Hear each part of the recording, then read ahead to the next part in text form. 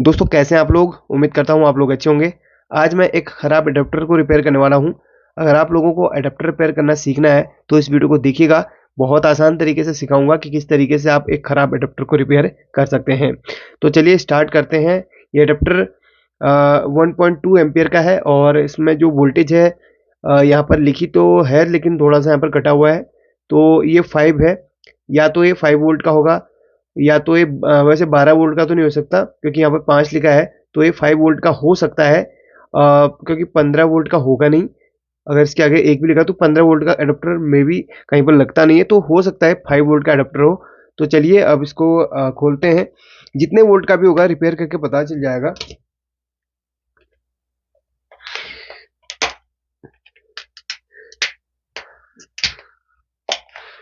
तो यहाँ पर इस एडाप्टर को मैंने ओपन कर लिया है और ओपन करने के बाद सबसे पहले तो आपको चेक करना है भाई आंखों से। अगर आपको कुछ दिखाई दे तो सबसे पहले कोई खराब या डेड एडाप्टर हो ना, या डेड कोई भी सप्लाई पे आप काम कर रहे हो, तो आंखों से एक बार उसका इंस्पेक्शन कर लीजिए कि कोई चीज़ आपको खराब तो नहीं दिख रही है।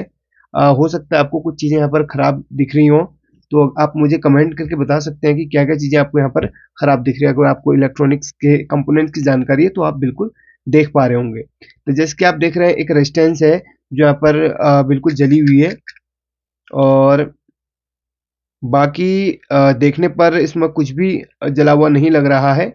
तो ये रेजिस्टेंस एज ए फ्यूज यहाँ पर इस्तेमाल की गई है।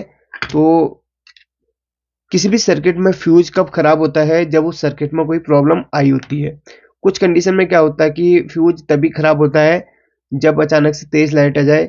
कभी कभी धोखे में फ्यूज खराब हो जाता है, लेकिन जो 90% फ्यूज आपके सर्किट में खराब होता है, वो खराब होने का जो रीजन है आगे कहीं ना कहीं प्रॉब्लम में शॉर्टिंग होना होता है। तो चलिए जो भी होगा इसको फाइंड आउट करेंगे। और सबसे पहले तो मैं इसको इस तरीके से पूरा डिस्कनेक्ट कर लेता हूँ और इस सप्लाई को बिल्कुल फ्री करते हैं। इसको डिसोल्डरिंग कर लेते हैं। मैंने अपने चैनल पर एसएमपीएस सप्लाई वगैरह से रिपेयरिंग से रिलेटेड बहुत सारी वीडियोज आपको बना के दी हैं, जिनमें बहुत ही आसान तरीके से सिखाया है। तो अगर सभी लोगों ने वो वीडियो पहले देखी होंगी तो मेरे ख्याल से काफ़ी लोगों ने बहुत कुछ सीखा होगा हमारे इस चैनल से। आप हमारी वीडियो को किस जगह से वॉच करते हैं कमेंट करके बताइए। हमारी वीडियोस कैसी लगती हैं मुझे कमेंट करके आप बता सकते हैं। तो सबसे पहले तो यहाँ पर चेक करते हैं। देखिए जो भी रेजिस्टेंस होता है, जो भी आपका रजिस्टर लगी हुई है, उसको आपको चेक करना है रजिस्टर मोड में।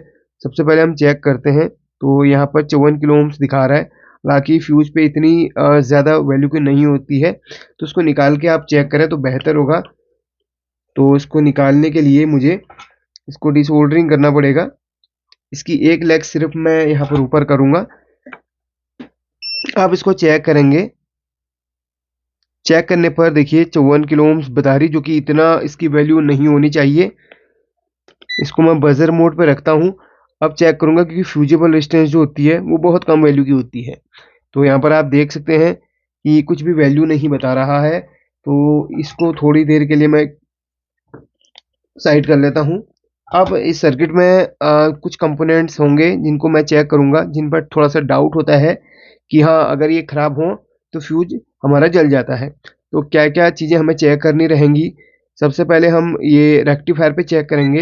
रेक्टिफायर अगर आपके उसमें इस तरीके का रेक्टिफायर नहीं दिया गया है तो 4 डायोड होंगी, तो उनको चेक कीजिएगा। तो यहाँ पर हमें चेक करना है, कोई शॉर्टिंग इसमें नहीं आनी चाहिए। फिलहाल मुझे कोई शॉर्टिंग इसमें नहीं मिल रही है। ये कैपेसिटर हम चेक करेंगे, मेन कैपेसिटर की हम टेस्टिंग करेंगे। तो मेन कैपेसिटर में भी कोई भी शॉर्टिंग नहीं दिखा रहा है, तो कैपेसिटर भी ठीक है। आगे ये दोनों रेजिस्टेंस बिल्कुल ठीक ही लग रही हैं। फिलहाल अभी हम मोटा मोटी चेक कर रहे हैं कि कोई जो जो खराबी होती है, जिन ज़्यादा कंपोनेंट में ज़्यादा खराबी होती है उनको ही हम फिलहाल चेक कर रहे हैं। तो यहाँ पर ये जो ट्रांजिस्टर है इसे भी हम चेक करेंगे। इनकी इसकी तीनों लेग आपस में चेक करेंगे, कोई शॉर्ट तो नहीं है, ये हम चेक करते हैं।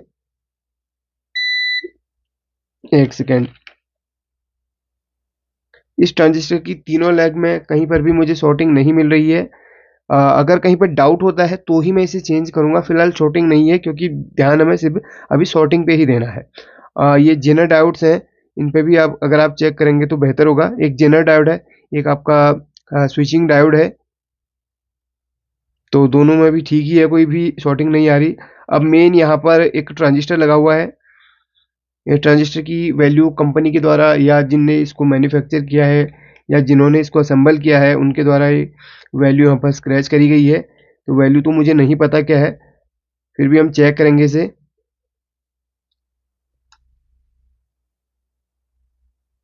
ट्रांजिस्टर के ऊपर हल्का सा मुझे एक लिक्विड फैला हुआ सा दिख रहा है। अगर आप देख पा रहे होंगे तो एक क्रैक भी लग रहा है और ये लिक्विड फैला भी है।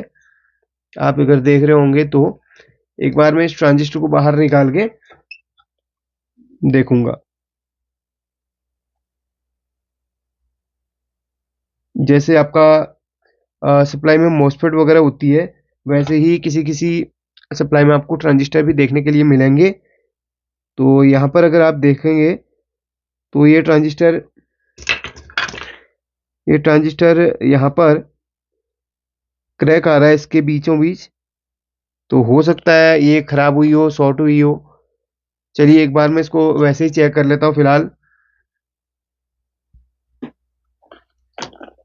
मल्टीमीटर के थ्रू।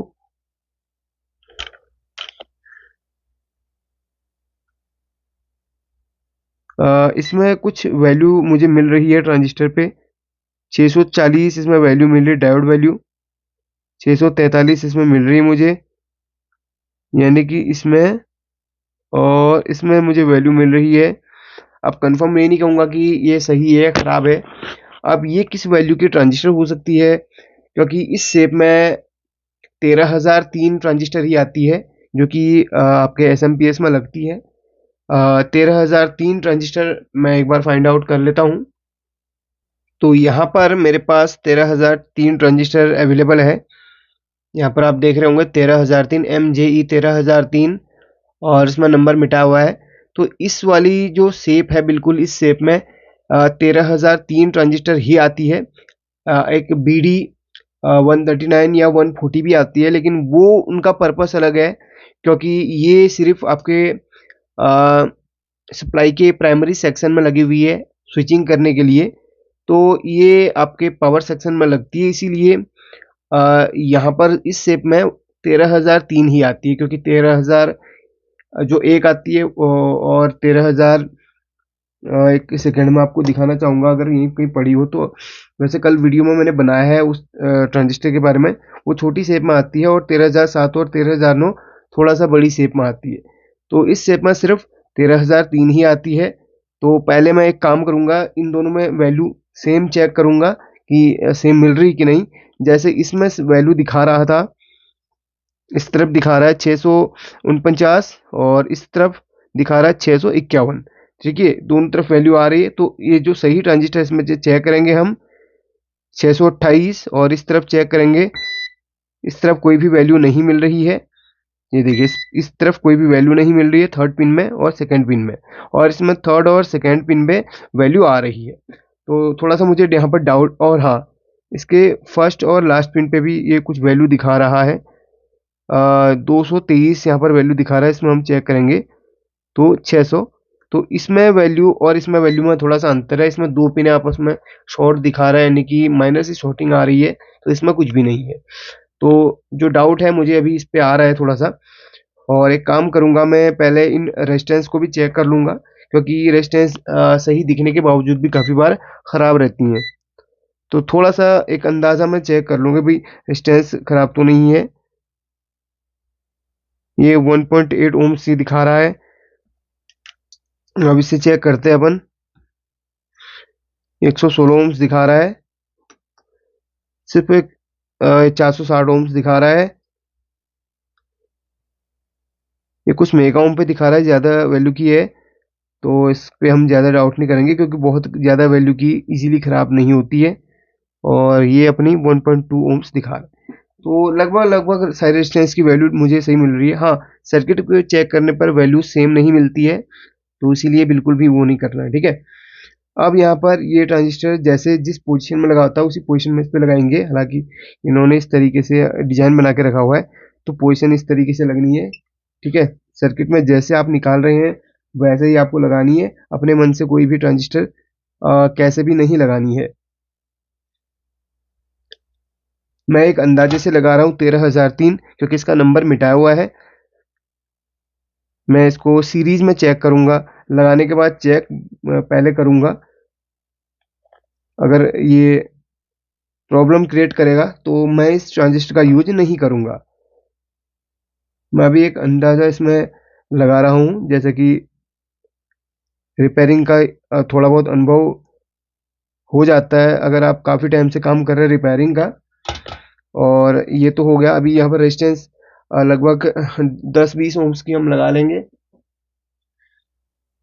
तो ये है 1 वोल्ट की 10 ओम्स की रेजिस्टेंस, इसका यूज हम करेंगे यहाँ पर।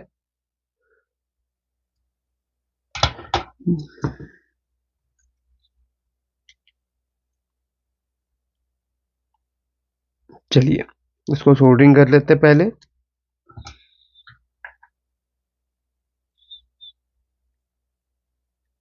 इसे मैंने सोल्डरिंग कर लिया है। एक्स्ट्रा जो लेग है उसकी कटिंग कर लेते हैं।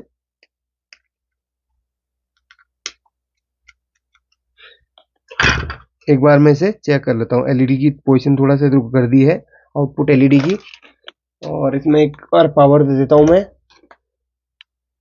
ये सीरीज में हमने चेक किया है, और इसको डायरेक्ट नहीं चेक करना, सीरीज में पहले चेक कर लेना। अगर इसमें कोई भी खराबी होती है तो सीरीज बल्ब जल जाएगा। तो सीरीज में हमें चेक करना है। जो हमने वायर निकाली थी वो यहाँ से निकाली हुई थी। सीरीज बल्ब नहीं जला है। एक बार, हाँ, एक सेकेंड, ये देख रहे हैं आप, ये लाइट यहाँ पर जल गई है इसकी आउटपुट की। तो एक बार मैं करूँगा क्या कि इसको यहाँ पर कनेक्ट करके इसकी वोल्टेज टेस्ट करूँगा आउटपुट की। अभी मैंने इसको प्लग आउट किया हुआ है, इसलिए हाथ लगा रहा हूँ। आप ये मत सोचना कि मैं डायरेक्ट लाइन पे हाथ लगा रहा हूँ। तो इसको मैं पहले कर देता हूँ इधर पे सोल्डरिंग। आउटपुट तो दे रहा है कुछ ना कुछ ये। पहले वोल्टेज टेस्टिंग करेंगे, फिक्स आउटपुट देना चाहिए। जितने भी वोल्ट का चार्जर रहेगा, एडाप्टर रहेगा, उतना वोल्ट आउटपुट करेगा। ऑन कर दिया है, और यहाँ पर देखिए एलईडी जल रहा है इधर पे, यानी कि कुछ ना कुछ वोल्टेज आउटपुट कर रहा है। देखते हैं कितना वोल्ट आउटपुट करता है ये। तो प्लस माइनस में हम लगा लेंगे इसे। ये प्लस का रहेगा रेड कलर की वायर, और ये माइनस की रहेगी 4.98, मैंने कि ये 5 वोल्ट आउटपुट कर रहा है, यानी कि 4.9, इतना सा कम वोल्ट आउटपुट कर रहा है। तो इसका मतलब है कि ये जो एडाप्टर है वो 5 वोल्ट का है। एक एलईडी चला के देखते हैं इसमें। डायरेक्ट जलाऊंगा मैं। रेजिस्टेंस थोड़ा सा, एक रेजिस्टेंस लगा के चेक कर लूँगा कि सिर्फ वोल्टेज ही आ रही है, कुछ रिस्पॉन्स भी दे रहा है। एक बार मैं फाइनल टेस्टिंग कर लूँगा। हाँ, एक एलईडी है, प्रॉपर काम कर रही है। देखिए आउटपुट में भी, क्योंकि इधर पे भी जल रही है, वो भी वहाँ पर कनेक्ट रहती है। तो ये देखिएगा, तो ये आउटपुट सही दे रहा है। तो ये आसानी से बन गया है। जो भी चीज़ें थी इसमें ख़राब हमने निकाल ली हैं। मेन जो इसमें ये जो है ना, ये ट्रांजिस्टर, ये मेन काम कर रहा है।